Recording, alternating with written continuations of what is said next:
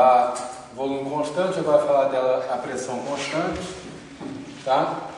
Então, eu estou já considerando que a pressão de oposição é a própria pressão do sistema, né? Ou pressão atmosférica, muitas vezes eu posso igualar as duas. E nesse caso, dU é igual a dQp menos PdV, né? Então eu tenho aqui a parte de calor e a parte de trabalho. Tá certo? Que trabalho era PDV, não é isso? Então, integrando os dois lados, né, de um sistema inicial a final, de 1 a 2, né, eu faço a integral em cada termo, né, e vou ter, enfim, a variação finita de cada um. Então, eu tenho U do estado 2 menos U do estado 1, né, que é igual a QP menos P, que multiplica V2 menos V1. Ok? Tranquilo, né? Vamos agora agrupar. Ok? Então vamos agora agrupar os dois termos, né? Tudo que tem 2, tudo que tem 1. Então vai ficar aqui o 2 menos P V2 menos o 1 mais P V1. Isso tudo é igual a QP, né? Eu fiz uma reorganização aqui, né? Como P1, P2 e P são tudo a mesma pressão, então, o que era P aqui e estava no termo onde tinha o índice 2, eu chamei de P2. E o que era P com o índice 1, eu chamei de P1. Então ficou o 2 menos P2V2 menos o 1 mais P1V1, que é igual a QP. Tá? Então, de uma forma geral, eu estou dizendo que, né, em qualquer condição, né, eu tenho sempre U mais PV. Ok? Tá certo? Então, a energia interna mais o produto PV é chamado de uma nova função de estado, que é H. Ok? Então, H é equivalente a U mais PV, é a entalpia do sistema. Tá?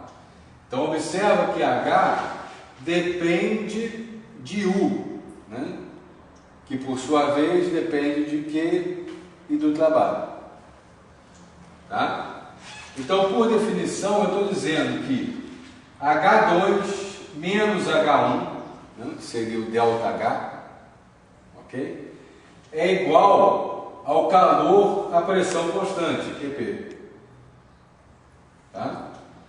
ΔH é igual a QP. Então, o que significa isso? Significa que, no processo a pressão constante, o calor extraído das vizinhanças é igual ao aumento de entalpia do sistema. Tá? Então, por isso que na hora que a gente faz a aula prática, né, a gente acaba medindo o calor e relacionando ele, a gente já fez isso em vários exercícios, com a entalpia do sistema, né? A gente já fez isso, né? Qual era a variação de entalpia da reação de neutralização, né, que vocês fizeram lá na primeira aula prática, né? Então, a variação do calor do metal, né, na influência do metal, capacidade calorífica do metal, tá? Então, a gente está sempre relacionando o calor com a variação de entalpia, só que calor a pressão constante. Ok? Lembrando que então ΔH é uma função de estado. Ok?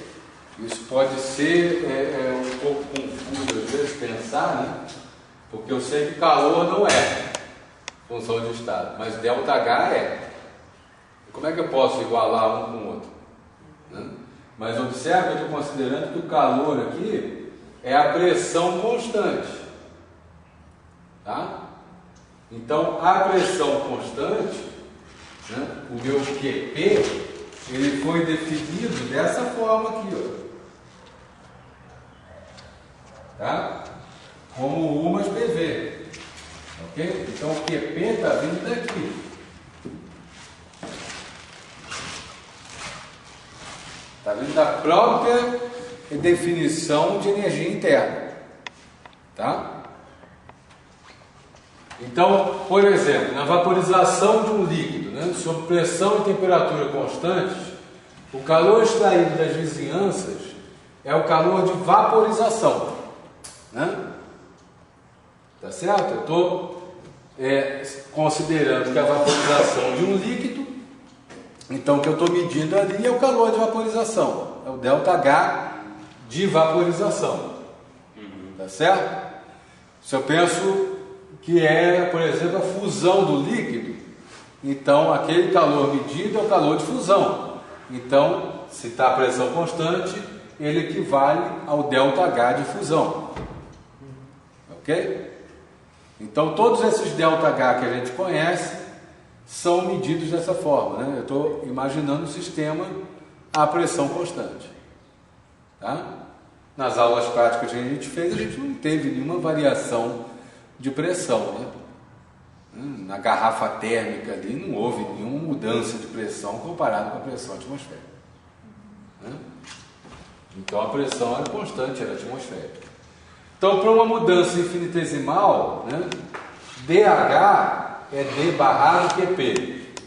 Então eu tenho que dH é a variação de entalpia em função da variação de temperatura e pressão constante, né? E a variação de entalpia em função da variação de pressão. Então uma mudança a pressão constante, dP é igual a zero. Se dP é igual a zero, isso aqui some, né? dH é dρH, dρT, a pressão constante dt, que é igual ao calor, né? A pressão constante. De novo, faço o mesmo artifício que eu fiz para achar a capacidade calorífica volume constante. Joguei dt para cá, ou melhor, para cá, né? Então, dQp dt é igual a dH dt, a pré-constante, que é Cp. O que é Cp? Capacidade calorífica à pressão constante. Então, observa que Cp vem da entalpia. Ok? E CV vinha do quê? De U, né? Vinha da energia interna. Tá? Então, cada uma dessas capacidades caloríficas está vindo de uma função de estado diferente. Ok? Como a gente está deduzindo cada uma delas. Né?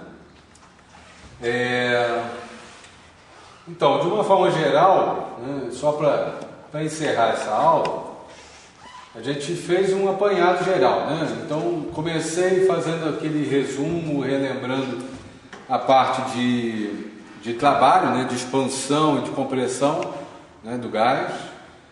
Depois a gente viu a definição de primeira lei da termodinâmica, tá? O enunciado de Clausius, o enunciado formal da primeira lei, né? Já tínhamos então o conceito de trabalho, definimos aí os conceitos de calor a partir disso, fizemos todas as deduções para mudança de estado a volume constante, né, para achar a capacidade calorífica a volume constante, né, dependente, portanto, da energia interna do sistema, e falamos depois da experiência de Joule, tá certo? E agora, por fim, a mudança de estado à pressão constante, para podermos definir o que é entalpia, né? E finalmente chegar na capacidade calorífica a pressão constante, ok?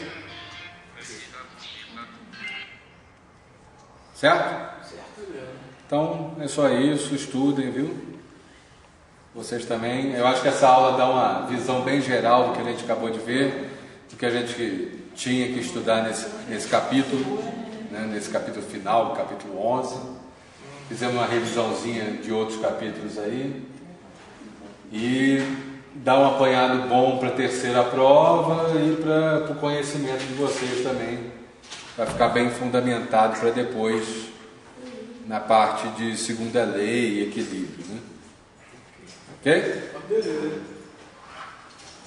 É isso aí. Obrigado pela atenção. Até mais.